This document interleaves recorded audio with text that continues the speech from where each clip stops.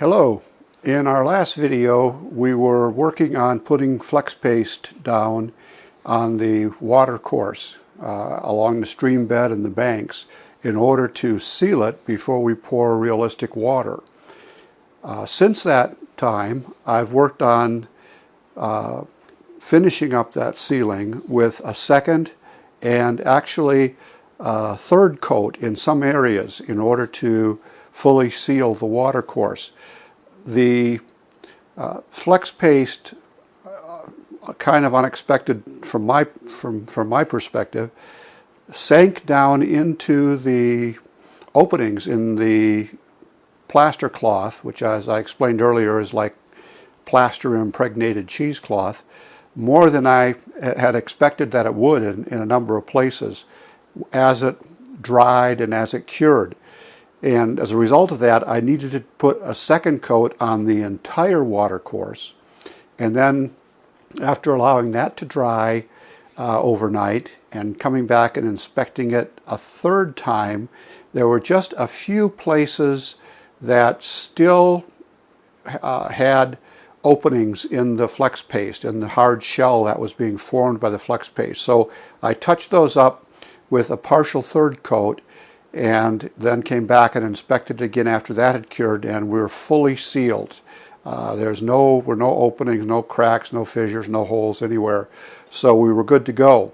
That moved me to the next stage in the process, which was to put in the water undercoat. The water undercoat is paint that I purchased through Woodland Scenics as well. And I have two colors that I'm using, olive drab and deep blue. The deep blue is in the areas that will, once I've put down the water, look deeper. They'll look like deep water. And the olive drab is on the banks and closer to the shorelines, and that will give an appearance of shallower water once the realistic water has been poured and it cures as well. So what you're seeing now is the full stream, the water course, and you can see the bottom contours really quite well now that we have finished up the painting. And those bottom contours look pretty natural, much better than they would have had I gone with just the plaster cloth and the flex paste. So I'm glad I took that extra step of using the foam putty to fill in the jagged edges around the water course, because what I'm ending up with now is one that, if you look at it, I think you'll agree, looks pretty natural in terms of the way the bottom appears. So this has now been painted. It has two coats of deep blue and it has two coats of olive drab. I'm going to do one more inspection after this is fully dried and cured and see whether or not I need to do anything additional there. I also took that olive drab and extended the flex paste first and then the olive drab, and extended that up over the lip of the little cascade that comes from the water course coming out of the tunnel area, which will be have the appearance of a mountainside once I'm finished with all of this.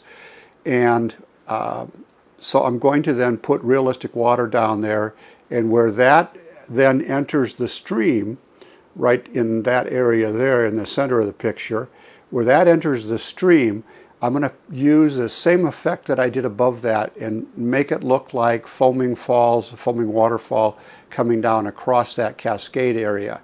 And that will, I think, finish it up and make it look quite nice. It'll only be a little tiny lip that I do that with, because the realistic water will be, flowing across there and filling in the rest of the way across. As I get prepared to pour the realistic water, before I do, I will be adding a few more things in here. Basically, I'll be putting some some old downed tree snags and some boulders in the water course, and then once the realistic water has been poured, I'll create what will look like ripples and foam around those obstacles to the stream as the stream flows by. So I'll use water effects from Woodland Scenics and whitewater in order to get that done. So that will be the next step that I'll have to go through here. I'll do a thorough inspection to make sure that I've got good coverage with the paint everywhere. And then after that, the next step will be putting down the fallen trees and logs and sticks and things like that in the water, and a few boulders here and there, and then pouring the realistic water, and then doing the water effects around that. And part of that water effects will be making, using that to also make some of these cascades. As you can see here, in a couple of spots we've got some cascades, and the waterfall coming down off the top of the tunnel, the top of the mountainside, and then the cascades below. And we'll be doing that once again with that little cascade going down into the main stream there as it comes down in a couple of steps from above.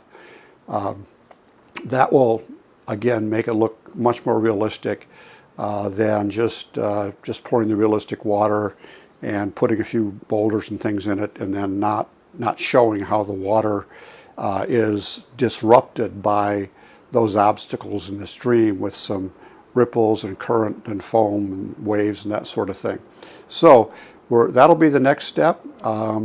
We will be getting on to starting to pour the realistic water, doing the water effects, putting in the boulders and snags and logs, and all of that coming up here very shortly. So far I'm quite pleased with the way the water course is coming out. The stream and this little pond area in the foreground and the kind of the middle of the picture there. I think it's going to end up looking very realistic, and it'll add a lot to the layout once we're through with that. Once that's done, I'll be able to put the bridges back in place and the tracks back in place across the end there. And then now the next big thing will be waiting for Lionel to return the switches that I sent in for warranty work, the remote control switches that I sent in to Lionel for warranty repairs. So that's where we are today. Thanks for watching. As always, I ask you to like by clicking the thumbs up below. That's a big boost for me. And subscribe if you haven't subscribed already. For those that have subscribed, thank you. And also any comments. One of the things I'd really be interested in hearing from you is if you are working on a model railroad layout or have one that you've done, I'm interested in what gauge you're working with. Are you with an N gauge or an HO, or with the traditional O gauge, or with O scale, which is slightly larger than the traditional O gauge? Be very curious as to what you're using, what scale or what gauge you're working with, and also what operating system you're using on it. So I appreciate your time for watching today. Thanks again. Like, subscribe, share, and I appreciate any comments. Thanks for watching.